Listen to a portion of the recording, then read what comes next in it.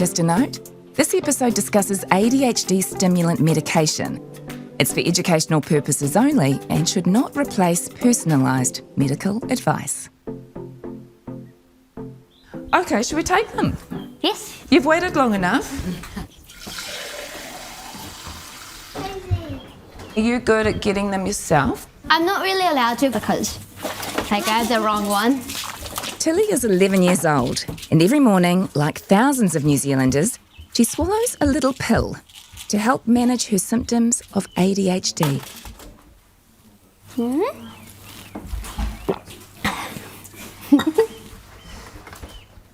Do you know how long it takes before you feel any difference? I don't know exactly how long, but before I go to school, I take it like before I leave, and it doesn't really kick in until like early period 2 or late period 1. It's still taking its time to fully kick in. One time my tablets weren't kicking in because I had taken them a bit later in the morning. I was in class and we were doing this revising on a test, and I could not understand this math problem, and I just kind of let out a big scream, kind of, and my teacher was like, "Tilly, you need to focus and control what you say." But I was in my little Tilly world, my little world. It's a beautiful little world though, eh? Yeah, the Tilly world. very beautiful world. It's a beautiful world, but it needs some support. And for many New Zealanders, like Tilly, that support comes in the form of ADHD stimulant medication. But these are meds that have been shrouded in stigma for decades. So the choice to take a medication like Ritalin or give it to your child is complicated. So, what is the deal with the safety and side effects of these meds? Are they addictive? Are they even effective? Are we really drugging kids? Or is this actually a lifeline for those who struggle to function in a world not set up for the ADHD brain? And these questions feel more relevant than ever. GPs can now initiate prescriptions in New Zealand. And as access expands, so too do the conversations around safety and responsibility. In this episode, I put the big questions to a world-leading ADHD researcher. Plus, we'll hear how Tilly's medication takes effect in real time. Of course, taking medication, any medication, is a personal choice, one that should always be made in consultation with a clinician. But this episode will hopefully give you some insight into the science, the safety, and the lived reality of a treatment it seems everyone has an opinion on.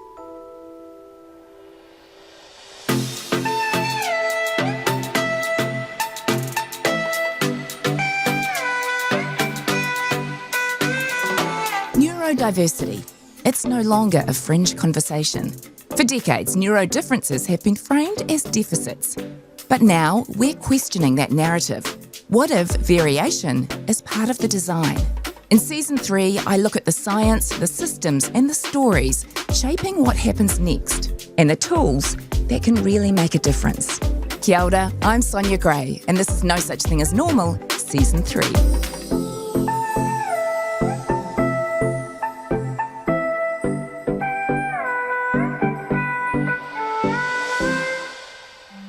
At the top of the episode, you heard 11-year-old Tilly taking her ADHD medication.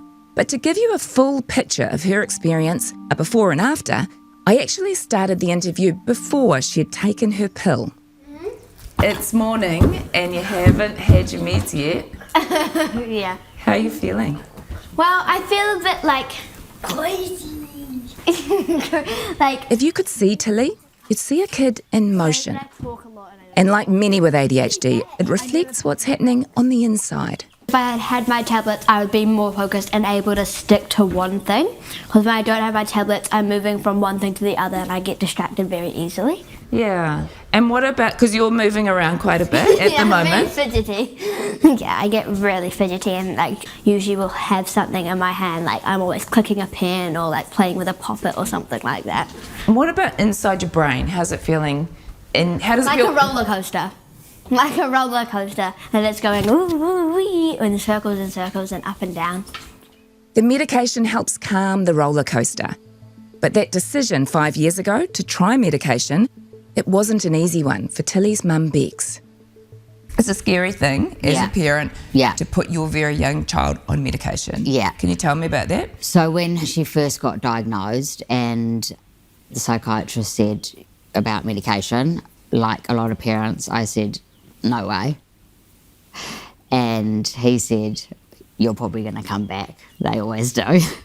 But I was like, we can't put her on meds because you know nothing. When you don't know anything, you don't know anything about medication. You just have heard the myths and the rumours, you know? I do know. But why are these myths and rumours so pervasive? Why have ADHD meds, which help so many people, been shrouded in so much stigma? This whole Ritalin is bad thing, where did it come from? Yeah, it came alongside a whole stigma about medication in mental health problems. And some of that was, based in reality.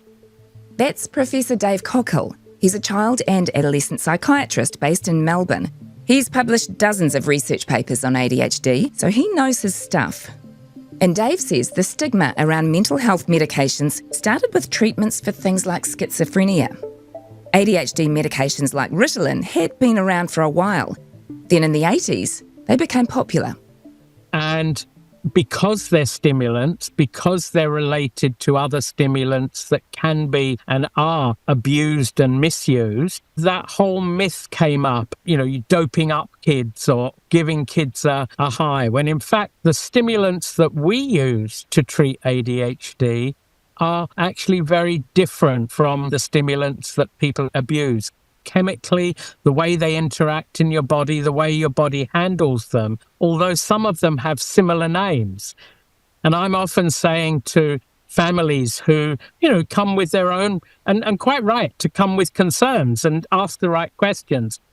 But I say there's a whole continuum of stimulants from coffee at one end to methamphetamine, ice, cocaine at the other end. The ones we use to treat ADHD are much closer to coffee than they are to the drugs that are abused and misused. And so that's something that people don't get. It's understandable why people don't get it, but it is one of those myths that's there.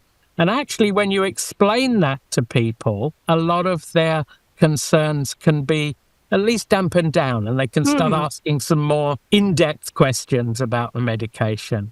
Yeah. Do you think also part of the stigma is because often these kids look like naughty kids?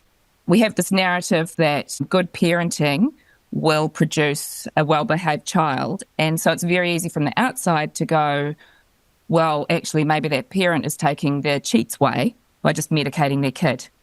Does that make sense? No, it does. I think at the beginning that was it. These are just naughty kids. Why would you need to give them medication? That's the easy way out, as you say, for the parents. All they need is good, strong parenting, good, strong teaching, and they will all be fine. Of course, we know that that's not true. And so, yes, you're right. It's misunderstood. But Dave says there's another side to the stigma. As awareness grows, more people, particularly girls and women, are getting diagnosed with ADHD. And for teenagers, it can come at high school. The pressure builds and things just fall apart. And there's judgment around that too.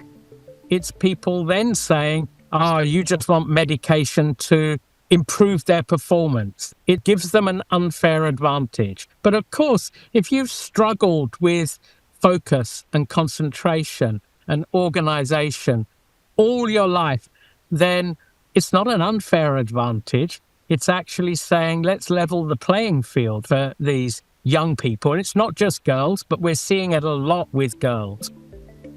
Dave says many girls fly under the radar in the early years. They tend to internalise their ADHD symptoms, which is no less problematic, but it does mean everything seems okay.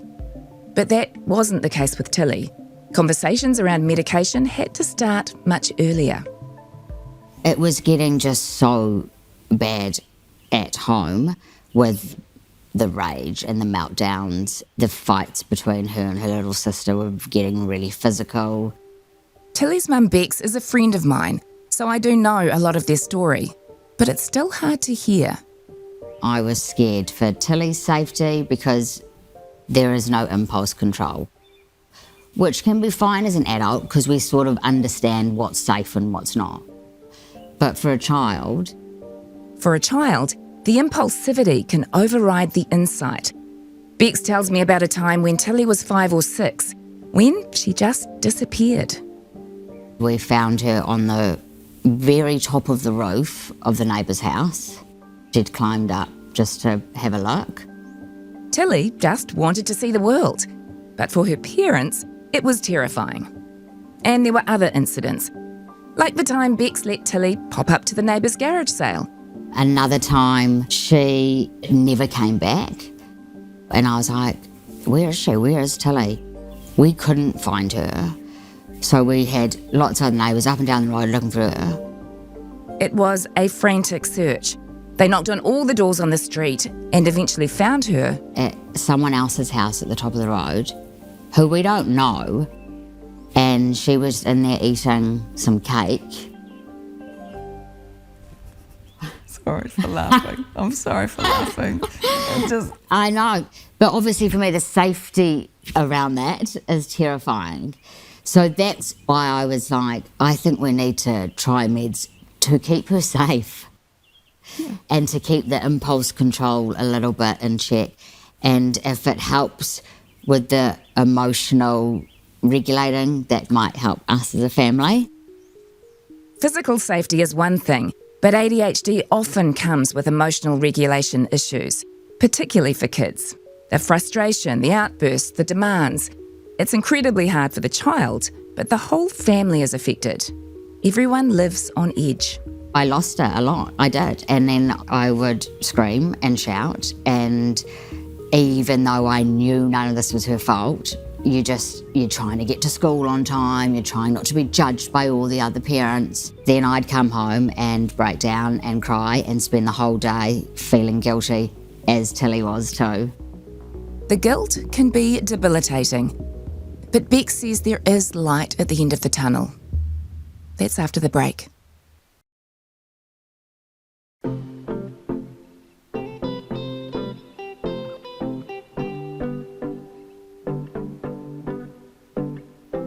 So I'm thinking now it's about 20 minutes since you took your meds. Can you feel any difference yet? I can feel like I'm not like before when me and my sister, we were sitting on the couch. I was quite hyper and all randomly like things just come out of my mouth and I don't think about them before. It's like I may say something in gibberish because I'm not even thinking about it. It just comes out. And what does it feel like? I could notice that, but the thing is that it's not bad. Yeah. It's just you're busy and you're doing a lot. But inside, are you trying to tell yourself to stop?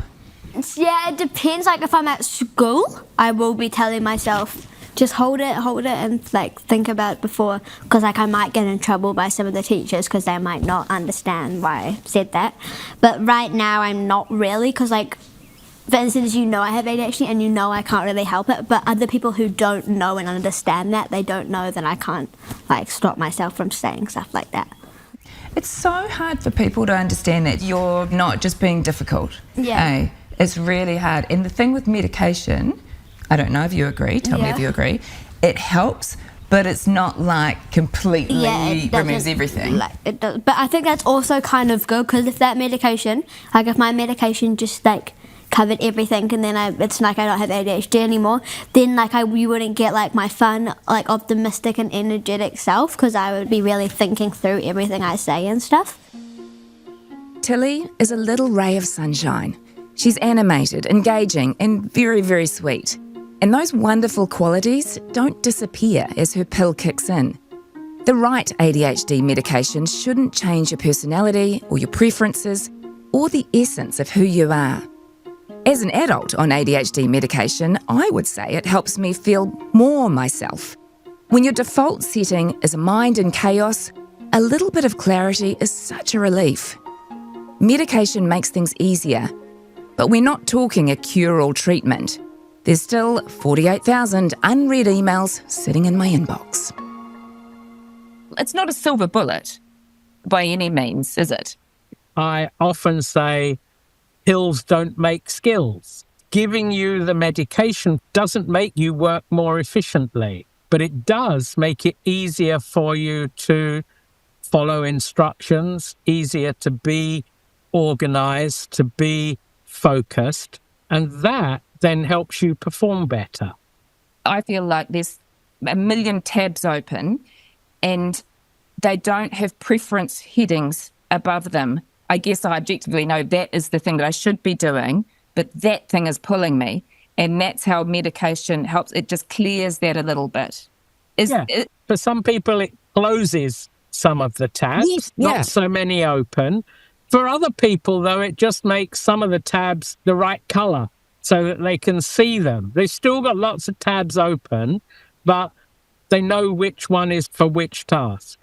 The nice thing about the ADHD medications is they can do what we want. They can help reduce the ADHD symptoms, improve your focus, improve your organization, reduce your impulsivity and overactivity.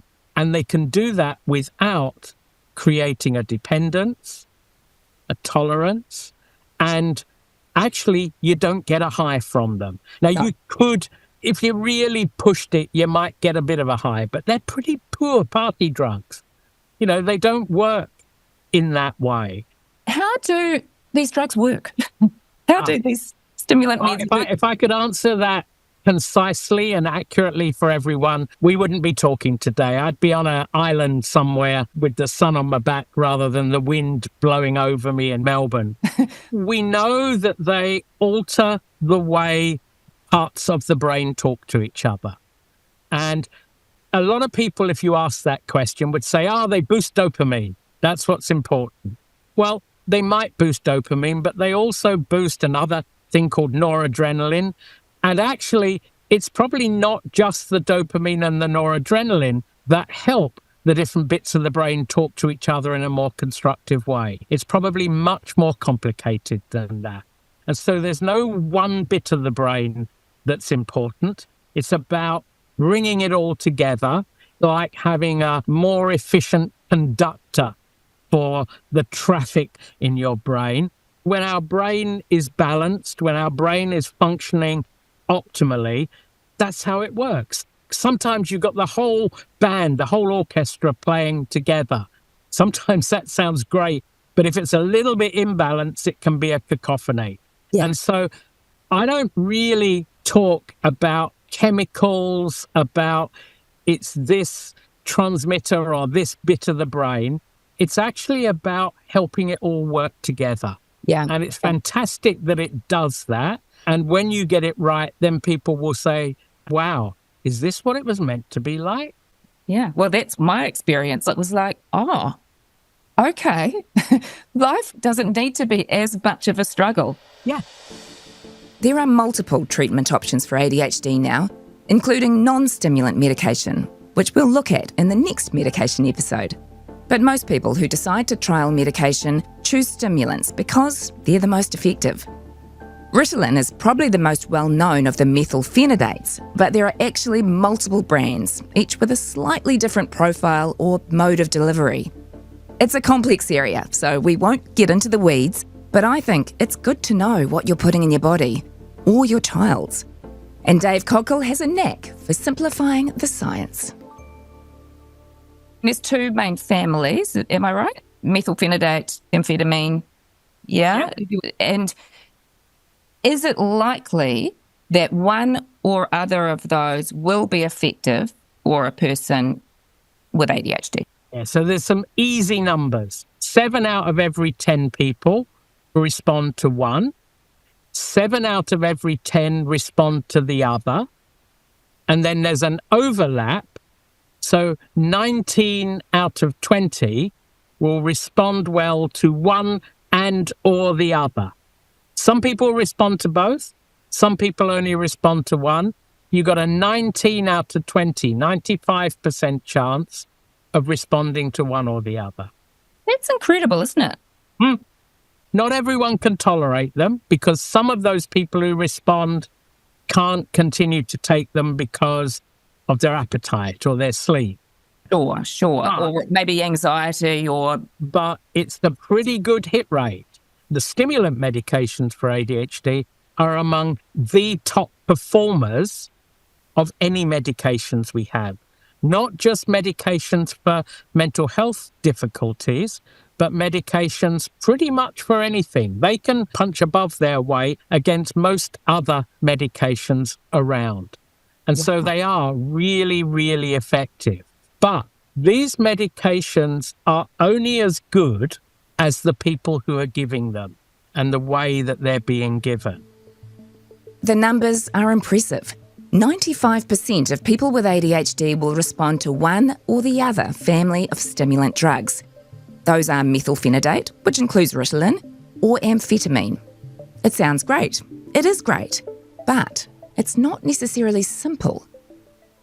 I'll be honest, the medication journey, it is a journey. You just have to stick at it and try and not be put off if it doesn't work, because there are so many, obviously, different types, and you just have to go through that together. This is a really important message. It might be a process of trying different meds, different doses, different timings. Yeah, and it will change with their weight, puberty, and that's okay. So For Tilly, the first medication wasn't good. She lost her beautiful spark. So they tried a second one. Then she went on the newer one, and she felt better at school, but there was a crash.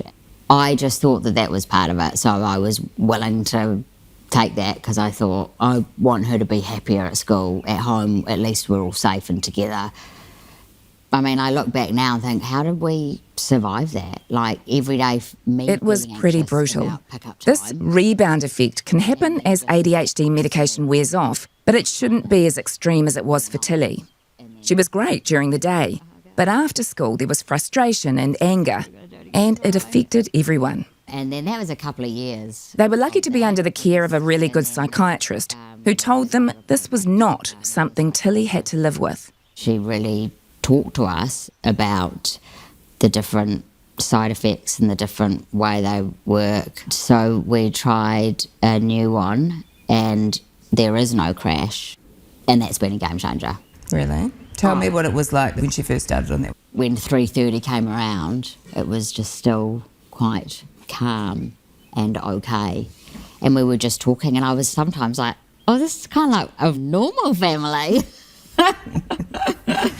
And she wasn't so full of frustration. The benefits of ADHD treatment are often talked about in terms of improving performance in school. And so it's common to only take pills during the school week and have weekends and holidays off. But ADHD doesn't magically go away when the school bell rings at the end of the day. Most kids, like Tilly, feel benefits beyond the classroom. The frustration and impulsivity are often worse at home. Most clinicians I've spoke to seem to have moved away from medication breaks, unless it's necessary. And Beck says the calm weekends have been life-changing for the family, but especially for Tilly herself. She wanted to take it on the weekends. So she said, I want to do it because I don't want these feelings. I was like, okay, it's up to her, right? So her weekends, she enjoys them. Because obviously, if she's running off and doing things like, of course, I'm going to tell her off, and she doesn't want that, and I don't want that. And now she's just not at random strangers eating cake. I didn't know about that one. I was so bad. It's still hard for me to understand how someone can respond so differently to 3 medications that are all essentially the same ingredient, methylphenidate. Or are they the same? I ask Dave Coghill. Yes and no. It's the same medication, but it's delivered with a slightly different profile. And if you don't understand the details of the profile of how it gets into your body, how it's distributed in your body, people can respond differently to one brand compared to another. And the other important thing is that one family is not better than the other. They're different, but they're not better. And again, that's something I really emphasize when I start people on treatment. I'm not giving you this one because it's the best. I'm giving you this one usually because it's the most convenient for us. If we work within the rules that we've got, that the regulators put on us, then this one's easier. Taking time to personalise ADHD treatment is something Dave Coghill is passionate about. You'll hear more from him on this in a later episode. He does worry that some clinicians don't take the time to tweak medication to find what's called the therapeutic window. We're all taught that you need to really be open and honest about what the benefits and risks are of medications. Often people don't because they run out of time, and it makes your job a lot more difficult if you've got to do all that. So in an ideal world, and perhaps this happens already, clinicians would say to the parent, look, we're going to try this first. It might not be the right one. This is our starting point. If it doesn't work in quite the right way, let's not just throw it out altogether. It's a process. Yeah. And let's make sure the one we start first, let's make sure we give enough of it to really see whether it's got a chance of working. One of the things I see very often is people coming and saying, I tried the blue drug and it didn't work. And when I ask about it, they tried it only at small doses. Nobody actually went up to optimize it. And so you need to make sure that we call it titrate. And I always say to people, just as you did, I can't tell if this medicine's going to work for you. I can't tell if this is the best one for you. I can tell you it's one that's got a good chance of working. And even if it works, I can't tell you what the right dose is. That's trial and error. We've not got anything better than trial and error at the moment. We've got to do it, though. Yeah. And if it doesn't work, don't worry. I got another one that's just as good, that's got an equal chance of working. Yeah, which is important, I think, because we're still, a lot of us are thinking, putting my parent hat on here, we don't want to be a bother. If it's okay to keep coming back until it's right, then that helps things, I think. Yeah, very much. Again, this process is a process. It's not usually a one and done situation. So you can and should ask any questions, voice any concerns. Next, we'll see how Tilly is feeling 1 hour after taking her dose.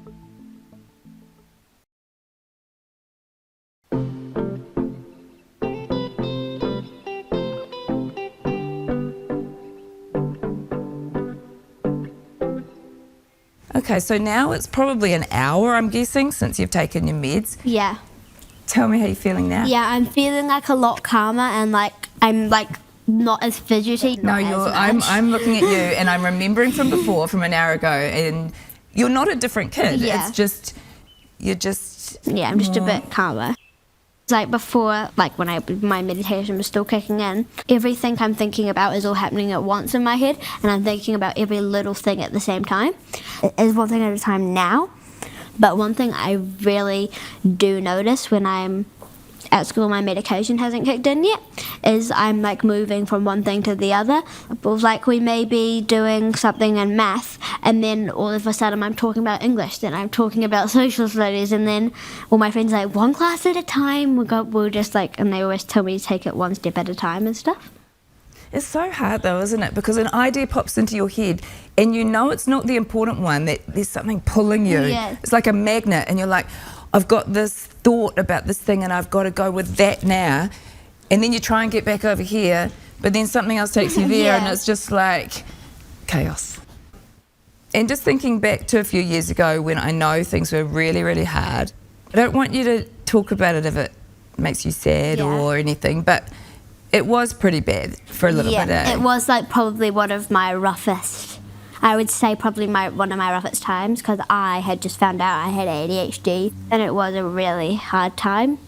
I thought like ADHD was something wrong with me, I had something wrong. And did you feel like did you cry a lot? yeah, I cried a lot. Like most days when I came back, like I usually would cry before I went to bed, because at school I'm holding it like almost like there's a big door, and like then when I come home it just opens and then everything comes out like a, what's it called? Like a dam, like how when like all the bricks move and then it all just like flows out and all the emotions come out, and that would really happen when I got home because I was holding it. And then before you went to bed, you said... Yeah, like lying in bed, and then I usually just sit and stare at my wall because I've got these 2 posters, and I just stare at them for like 20 or 10 minutes, just thinking about, like I always used to think what I could have done better in that day, like, oh, I shouldn't have done that, or I shouldn't have said that, or why did I do this? So you're saying that at that time you'd stare at the poster on the wall and you'd be telling yourself all the stuff that you'd done wrong? Yeah, like I would just go over and over in my head, you did that wrong, you shouldn't have done that, you should have like said different things and stuff like that. People don't know that, do they? They don't know what happens, what kids are doing and saying to themselves when they're alone. Yeah. And that's heartbreaking. The cycle of frustration, outbursts, guilt and shame is something many neurodivergent kids have to deal with. Tilly remembers how the rage would overwhelm her. Just like angry at like every like tiny little thing, and then I would like take it out on like my mum or my sister or my dad, and like me and my sister would be trying to play something, and I'm like hitting her for no reason, and then I'm getting really angry quite easily. And in the mornings we always used to have fights in the morning because I would be angry and like tired, and then I'd be at school the whole day thinking about like I'd be so guilty for how I was in the morning. Yeah. That's a roller coaster in itself, Yeah. eh? Did you get angry at yourself? Yeah, I got angry at myself like quite a lot because I would be like, oh, why did you say that to Mum, and now she's going to be mad at you and all that stuff. The other complicating factor, and the one that leads to more frustration, is the ADHD tendency towards perfectionism. Like if I was making a birthday card, I would go through like 5 pieces of paper trying to write like the perfect happy birthday or the perfect fold or something like that. Do you think that the medication helps you with that, or do you think, you might not know the answer to this, do you think the medication helps with that, or do you think it's just getting older and accepting like your brain and... Yeah, I think it's just like accepting my brain that I'm probably more focused on the tiny little things that everybody else would be focused on. You are so wise. Thank you. You are so wise. Your message is so important for other kids to hear. Yeah. You know that your mum's got ADHD too. Yeah. But she didn't find out till 2 years ago, 3 years ago. So I'm emotional. Oh my God. I'm just emotional just from listening to Tilly. Like, obviously I'm very proud of her because we have gone through a lot. There have been lots of challenges. I do know all of the things that she's talked about, but obviously that still, hurts. When I first found out, when we first got Tilly diagnosed, I didn't actually really know much about neurodiversity, so I made it my thing just to learn everything I could. Obviously that led to my own diagnosis because everything I was reading, I was like, oh, that's me. I remember you saying to me, and I reckon it would have been about 3 years ago. Yeah. 4 maybe. I think I might have ADHD, and I remember thinking, well, I think it's obvious. But, but you were really cautious about exploring it. I don't know if you remember that at the start, and I wonder why. Yeah. I don't know why. I guess I think I was just like another thing that's like wrong with me,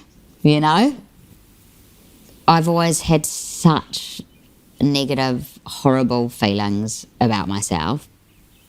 I mean, I've been going to psychiatrists on and off for years and years and years just for mental health stuff. So when I talked to him about it, he was even like, of course. And then he was actually pretty amazing because he said, you know what, we should have thought about this years and years ago because we probably would have stopped so much of the anxiety that you have. Yeah.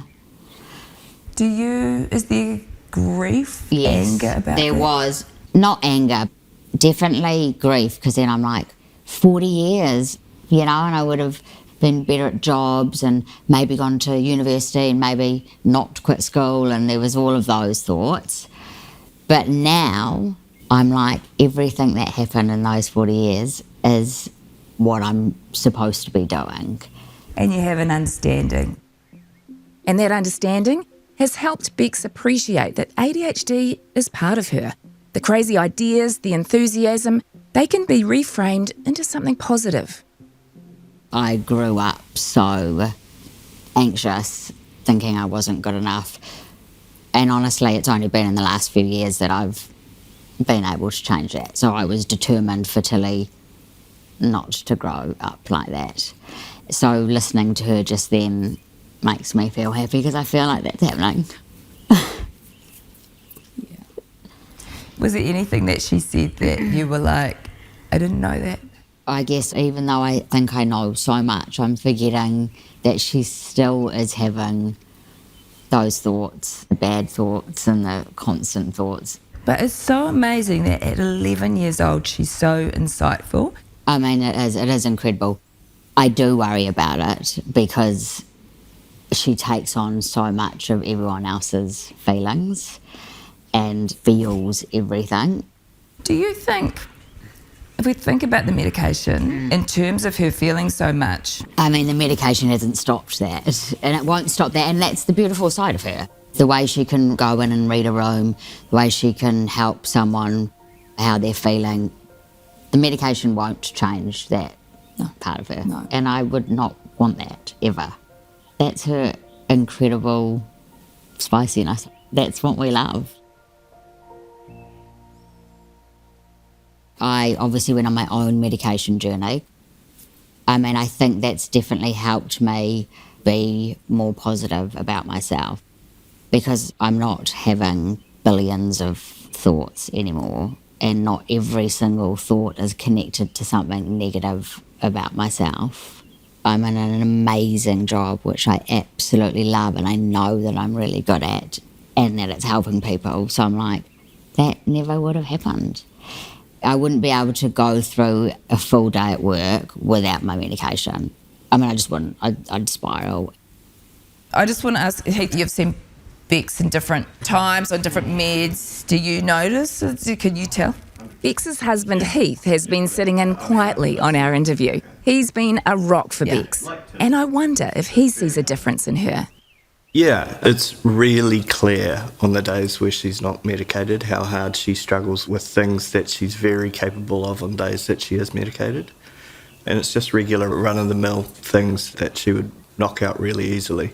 She just doesn't kind of have the ability to stay on top or keep the momentum, or she seems overwhelmed. Or So most of your relationship, she hasn't been medicated though? Yeah. But she's not been aware of the difference. Prior to this, she's always had to really fight that urge, but at least now she's kind of aware of it and she knows this is a bad day. I'm having a bad day, it's okay, I don't need to beat myself up, don't need to be something I'm not, don't need to put on, don't need to mask, it's a hard day. Yeah, and we just move on. I think too, now you know your potential. Yeah, totally. And that's the big thing with ADHD is they never feel like they're quite meeting their potential because there's all these ideas, but actually putting them into action, just like the filing cabinet won't work. Yeah. It's just paralysis, right? Yeah. And I mean, we've seen that with Bex's career post-meds, you know, she's skyrocketed in terms of what she is capable of and what she feels she's capable of. It's just two different people. It's amazing. You know, it's helped her so much in that respect. That is so good. That is beautiful. And look at your family. Yeah. There are many of us like Bex who stumbled across our own ADHD as we went through the diagnostic process with our kids and have found the treatment options quite life-changing. But there's still a nagging feeling, for me at least, that taking medication is somehow a cop-out. And I confess this to Professor Dave Coghill. Just back to what we talked about earlier, there is still a part of me, even a few years on, that goes, am I cheating? And I think that's conditioning, perhaps. I don't know. I think there are a lot of people like that.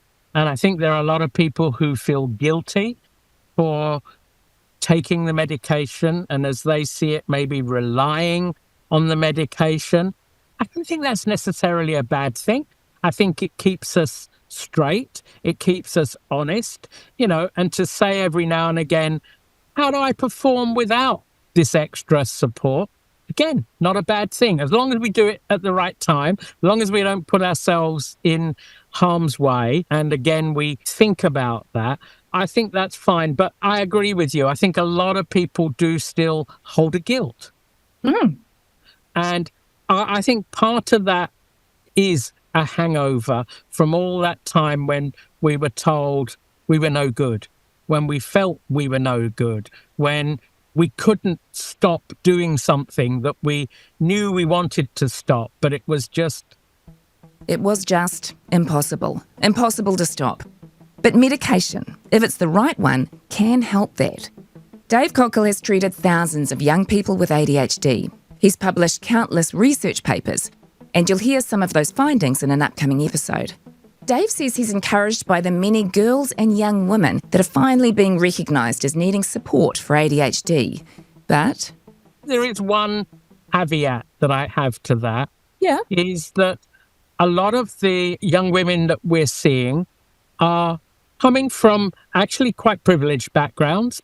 They can access the assessments, they can afford to pay for them, when we've still got an awful lot, not just of girls, but young people who can't access assessment, can't access treatment, and are still really disadvantaged. So I understand where people are coming from when they say it's not equitable, access is not fair, it's only those who are privileged.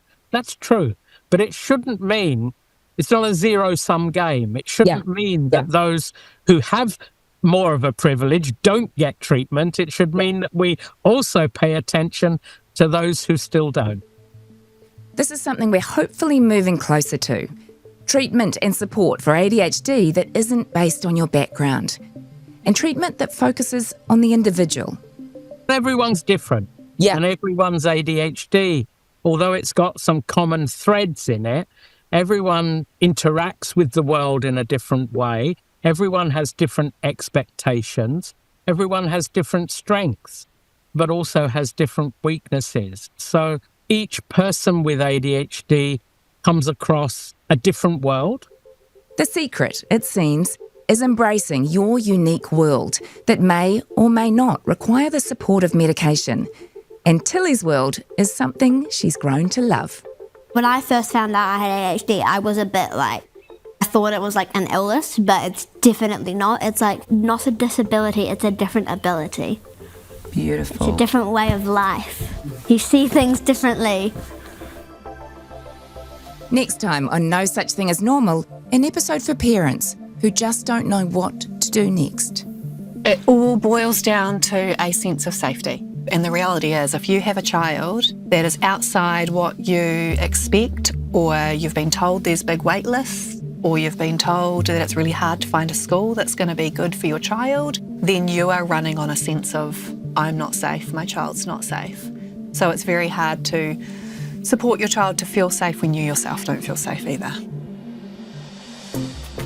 No Such Thing as Normal is produced and presented by me, Sonia Gray. The editor is Jamie Lee Smith. Sarah Zwart, Bex War and Deb Frame helped with production. This series is brought to you by the New Zealand Herald and Team Uniform, and it's made with the support of New Zealand On Air. You can find us on Instagram. The handle is No Such Thing as Normal Podcast. New episodes of No Such Thing as Normal are available every Saturday, wherever you get your podcasts. If you like this podcast, please rate and review it. It helps others find it.